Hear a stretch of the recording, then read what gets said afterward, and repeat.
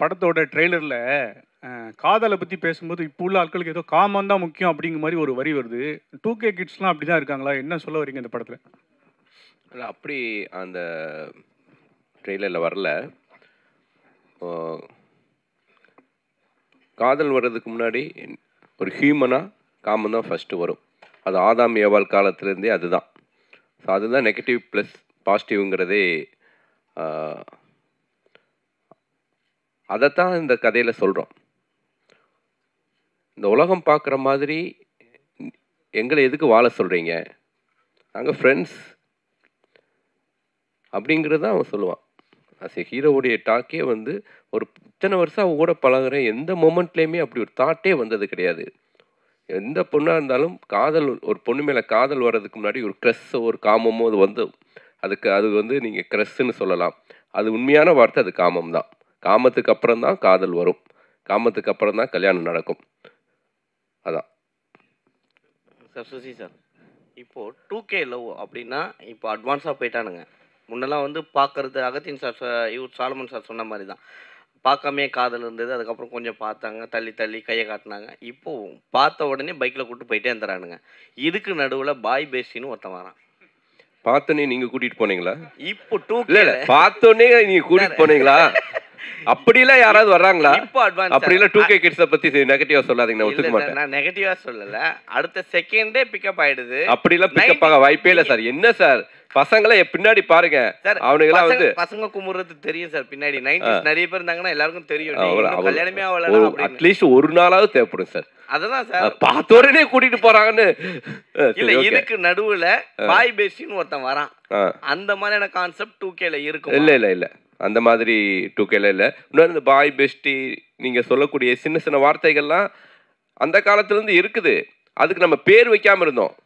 கள்ளக்காதல்னு இருந்துச்சு, ஓகேங்களா? எல்லாத்துக்குமே ஒரு ஒரு பேரை இப்போ வச்சிருக்காங்க, அவ்வளோதான். எல்லா காலகட்டத்திலையும் எல்லா விதமான உறவுகளும் இருந்திருக்குது. இப்போ அதுக்கு நமக்கு பேர் வச்சு அதுக்கு ஒரு அடையாளப்படுத்தி, இப்போ நமக்கு மீடியா பவர்ஃபுல்லாக இருக்கிறதுனால இந்த 2K ஜென்ரேஷன் பசங்க மட்டும்தான் வந்து ரொம்ப வந்து கெட்டுப்போன மாதிரியான ஒரு பிம்பத்தை உருவாக்கி இருக்கிறோம். இன்னொன்று எல்லா காலம் 80ஆக இருக்கட்டும் 90ஆக இருக்கட்டும், நான் 96 நான்லாம் வந்து டிவி பார்த்தே கெட்டு போறியாடான்னு அம்மா திட்டுவாங்க. ஸோ டிவி பார்க்குறது அவ்வளோ பெரிய குற்றமாக இருந்துச்சு. அது மாதிரி இப்போ வந்து மொபைல் பார்க்குறானுங்க, மொபைல் பார்த்து கெட்டு போகிறானுங்க, மொபைலை தவிர வேறு எதையும் பார்க்க மாட்டேங்கிறானுங்க அப்படின்னு ஒரு குற்றச்சாட்டு இருக்குது. நான் என்னென்ன சொல்கிறேன்னா, எல்லா காலகட்டத்திலையும் பாசிட்டிவான பக்கங்கள் இருந்துட்டு தான் இருக்குது. பாசிட்டிவாகவும் வாழ்ந்துட்டு இருக்காங்க. மொத்த பேரும் நெகட்டிவாக வாழ்ந்துட்டு இருக்காங்கன்னு நம்ம வந்து மொத்த பேரே ரவுண்ட் பண்ண வேண்டாம். பாசிட்டிவான விஷயங்களை முடிஞ்ச வரைக்கும் நம்ம இந்த சமுதாயத்துக்கும் இந்த இளைஞர்களுக்கும் சொல்லுவோம் தான் இந்த 2K கிட்ஸில் இருக்கக்கூடிய பாசிட்டிவான மனிதர்களை பதிவு பண்ணியிருக்கேன். சார், நீங்கள் வந்து புதுமுகங்களை வந்து அறிமுகப்படுத்துறதுல ரொம்ப எக்ஸ்பர்ட்டாக இருக்கீங்க. ஏன்னா வெண்ணிலா கபடிக்குள்ளே அவங்க எல்லாம் வந்துட்டாங்க. ஆனால் இன்னொரு பக்கம் பார்க்க போனால் பெரிய ஹீரோக்களுடைய டேட் கிடைக்கலையா? ஒருவேளை அவங்க வந்து இந்த மாதிரியான இதெல்லாம் நடிக்க மாட்டேன் அப்படின்னு சொல்கிறாங்களா? அதனால தான் நீங்கள் புதுமுகங்களை தேடி இது பண்ணுறீங்களா? இல்லை, நான் வந்து பாயமொழி கதை மட்டும் பாண்டி நாடு ஹிட்டுக்கு அப்புறம் விஷால் ரொம்ப வந்து என்கிட்ட வந்து ரெக்வஸ்ட் பண்ணி கேட்டதுக்காக நான் வந்து பாயமொழி கதை வந்து விஷாலுக்காக எழுதினேன், ஓகேங்களா? அதுக்கப்புறம் நான் பண்ணின இந்த 18 திரைப்படங்களும் ஹீரோவை மைண்டில் வைக்கவே மாட்டேன். ஃபஸ்ட்டு கதை எழுதிட்டு தான் அப்புறம் ஹீரோ செலக்ட் பண்ணுவேன். ஸோ கதை எழுதி முடித்ததுக்கப்புறம் இந்த படத்தை வந்து ஒரு கரெக்டான ஒரு யங்ஸ்டர்ஸ் பண்ணால் தான் நல்லாயிருக்கும். ஏன்னா இது வந்து ஒரு காலேஜ் முடிச்சுட்டு ஒரு அப்போ தான் அந்த ஒரு 2K ப்ரீவெட்டிங் ஏஜென்சி நடத்திட்டு இருக்கக்கூடிய ஒரு பசங்களோட லைஃப். அதனால் ஹீரோ இந்த படத்துக்கு செட் ஆக மாட்டா, அப்படி பெரிய ஹீரோக்கள் யாரும் செட் ஆக மாட்டாங்க. ஸோ ஜெயவி ரொம்ப கரெக்டாக இருப்பான்னு தோணுச்சு, அதனால் பண்ணேன். சார், இப்போ வந்து சோஷியல் மீடியாவில் வந்து கொஸ்டின் கேட்குறவனு தனியாக முன்னாடி ஒதுக்கிட்டாரா சதீஷ்? சார் எனக்கு இல்லை சார், நான் இங்கே வரேன் சார். 2K கிட்ஸ் இப்போ வந்து சோஷியல் மீடியா பார்த்தீங்கன்னா 2K கிட்ஸ் 80 கிட்ஸ் 90 கிட்ஸ், சரிங்களா? அவங்க ரெண்டு பேருக்குமே வந்து பெரிய பிரச்சனை போயிட்டு இருக்கு. நீங்கள் வந்து லவ் பண்ணுறீங்களா, நாங்கள் லவ் பண்ணுறோமா, யார் ஃபஸ்ட்டு கல்யாணம் பண்ணுறான்னு சொல்லிட்டு ஒரு விஷயம் போயிட்டு இருக்கு. இப்போ வந்து நீங்கள் 2Kன்னு படம் எடுத்திருக்கீங்க. ஸோ 80 கிட்ஸ்க்குலாம் வந்து இது வந்து ஏற்றுப்பாங்களா? 80s 90ஸ்லாம் ஏற்றுக்குவாங்களான்னு கேட்குறீங்களா? நான் அந்த 80s 90ஸ்க்கு ஏற்றுக்கிற மாதிரி நான் இந்த படத்தில் கிளைமேக்ஸ் வச்சுருக்கேன். இந்த படமே 2K கிட்ஸுக்கு பற்றின லைஃபு. ஆனால் இந்த படம் யாருக்கான படம் அப்படின்னா 80s 90s ஓட பேரண்ட்ஸுக்கான திரைப்படம் இது. அதான் 2K பசங்களுடைய லைஃப், அவங்களுடைய லைஃப்பை பதிவு பண்ணியிருக்கேன். சார் வணக்கம், நான் ராதா பாண்டியன் சொல்கிறேன். வணக்கம்ண்ணே. சார் நிறைய க்ரைம் சப்ஜெக்ட்டு, பேய் சப்ஜெக்ட்டு, கொலை வெட்டு குத்துன்றப்ப இந்த கதையை எப்படி நீங்கள் செலக்ட் பண்ணி இதை சார் டைரக்ட் பண்ண முயற்சி பண்ணுறீங்க? இல்லைண்ணே, நான் உங்களுக்கு தெரியாது ஒன்றும் கிடையாது. நான் ஆக்ஷன் படம் பண்ணிகிட்டே இருந்தால் கூட பேரெல்லாம் இந்த மாதிரியான சினிமாக்கள் பண்ணிடுவேன். வெண்ணிலா கபடி குழு, ஆதலால் கதைசில், ஜீவா, ஒரு ப்ளசண்ட்டான படங்கள் பண்ணிகிட்டே தான் இருப்பேன். ஸோ அப்படி ப்ளசண்ட்டான கதைகள் தான் வந்து நமக்கே ஒரு பாசிட்டிவான எனர்ஜியை கொடுக்கும். அதனால் இன்னமும் இது மாதிரி பாசிட்டிவான திரைப்படங்கள் பண்ணுறதுக்கு நான் ரெடியாக இருக்கேன். நிச்சயமாக தொடர்ந்து பண்ணுவேனே. இந்த படத்தில் வந்து இப்போதுள்ள பெண்கள் ஆண்கள் பழகிறத பற்றி முக்கியத்துவம் கொடுத்து எடுத்துருக்கீங்களா? ஆமாண்ணே. அது என்ன எப்படி முக்கியத்துவம் கொடுத்து எடுத்துருக்கேன். ஒரு கதையில் சொல்லுங்கள். அதை அதான் இப்போ இருக்கக்கூடிய ஒரு பையனும் பொண்ணும் எவ்வளோ அழகான நட்போட வாழ்கிறாங்கன்னு சொல்லியிருக்கேனே. ஓகே, தேங்க்யூண்ணே.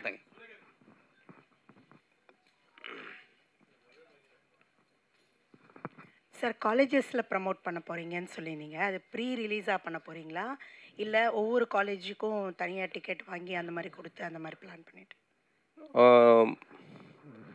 இப்போ வந்து 4 ஃப்ரேம்ஸில் தான் ஷோ ப்ளே பண்ணுறேன். ஸோ காலேஜ் ஸ்டூடெண்ட்ஸ் எல்லாரையும் வர வச்சு எல்லாருக்கும் ஷோ போட்டுட்டு அப்புறம் அவங்களோடைய கலந்துரையாடல் மாதிரி பிளான் பண்ணியிருக்கேன். கோயம்புத்தூரில்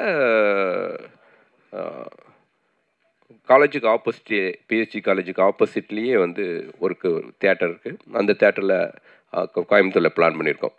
ஸோ ப்ரீமியர் ஷோ, அதாவது ப்ரீவி தியேட்டர்ஸ் இல்லாத ஓட்களில் தியேட்டர்லேயே போட்டு காமிச்சு அவங்களோட ஒப்பீனியன் வாங்கிட்டு அதுக்கப்புறம் வந்து அவங்களோட பேசலான்னு முடிவு பண்ணியிருக்கோம். தனஞ்சலி சார், 2013 வந்து ஆதலால் காதல் செய் ஒரு படம் பண்ணீங்க. அதுவே 2K கிட்ஸ் ஸ்டோரி தான். ஸோ இது எந்த விதத்தில் மாற்றமாக இருக்கும்? ஏன்னா நிறைய படம் நீங்கள் லவ் ஸ்டோரியை பண்ணிட்டீங்க. இது எப்படி இருக்கும், புதுசாக இருக்கும்? ஆனால் உங்களை தொடர்ந்து கேள்வி கேட்குறவங்க 2K லவ் ஸ்டோரியை பற்றி கேளுங்க. ஏன்னா ஒரு 10 நிமிஷத்தில் பேசிட்டு நம்ம எல்லாம் கிளம்பிடலாம். மற்ற கேள்விகள் வேண்டாம். இந்த ஒரு 2 ப்ரொடியூசரை கூட்டிகிட்டு வந்தேன் நான் படம் பண்ணலான்ட்டு. ரைட்டாக தனஞ்சயன் சார் பேசுகிறதுல பதட்டமாயிட்டார். ரொம்ப ரிஸ்க் அதிகமாக இருக்கும் போல தெரியுது. நான் இப்போ யோசிக்கிறேன், இந்த ப்ரொடியூசரை கூப்பிடாமே இருந்திருக்கலாமோ. வெங்கடேசன் சார் எந்திரிங்க. சார் தான் எனக்கு என்ன சார் தெரியும், பாசிட்டிவான விஷயங்களை பேசுன்னு தான் படமே எடுக்கிறோம். சரி, ஓகே. எனிவே சார் பயப்படாதீங்க, நான் இருக்கேன், டோன்ட் வரி. ஸோ இந்த படத்தை பொறுத்த வரைக்கும் ஆதலால் காதல் செய் ரொம்ப ஒரு ஹாண்டிங்கான ஒரு கிளைமேக்ஸாக இருக்கும். அந்த டயத்தில் இந்த 2010 அந்த பசங்க லைஃப்குள்ளே இப்படியான ஒரு லைஃப், இப்படியான பிரச்சனைக்குள்ளேயும் மாட்டிக்கிறாங்க. அவங்க பண்ணுற தப்புனால ஒரு குழந்தை எப்படி அனாதை ஆகுதுங்கிற ஒரு விஷயத்தை பதிவு பண்ணேன். பட் இந்த படத்தை பொறுத்த வரைக்கும் இந்த பசங்களுடைய லைஃப் ஸ்டைலுக்குள்ளே ஒரு எவ்வளோ பாசிட்டிவாக, எவ்வளோ ப்ளசண்ட்டாக இவங்க இருக்கிறாங்க, எவ்வளோ எந்த மாதிரியான பிரச்சனைகள் வந்தாலும் எவ்வளோ வந்து தெளிவாக முடிவு எடுக்கிறாங்க அப்படிங்கிறத தான் சொன்னேன். இந்த படம் வந்து ஒரு ஒரு லவ் ஸ்டோரியாக இருந்தாலும் இந்த படத்துடைய கிளைமேக்ஸ் இந்த படத்தை வந்து ஒரு யூனிக்கான படமாக மாற்றும். அதுதான் இந்த படத்துடைய பலம்னு நான் பிலீவ் பண்ணுறேன். அந்த கிளைமேக்ஸை நம்பி தான் எடுத்தேன். கண்டிப்பாக படம் பார்த்து எல்லாருமே அந்த கிளைமேக்ஸை பர்டிகுலராக பேசுனது ரொம்ப மகிழ்ச்சி அளிக்குது.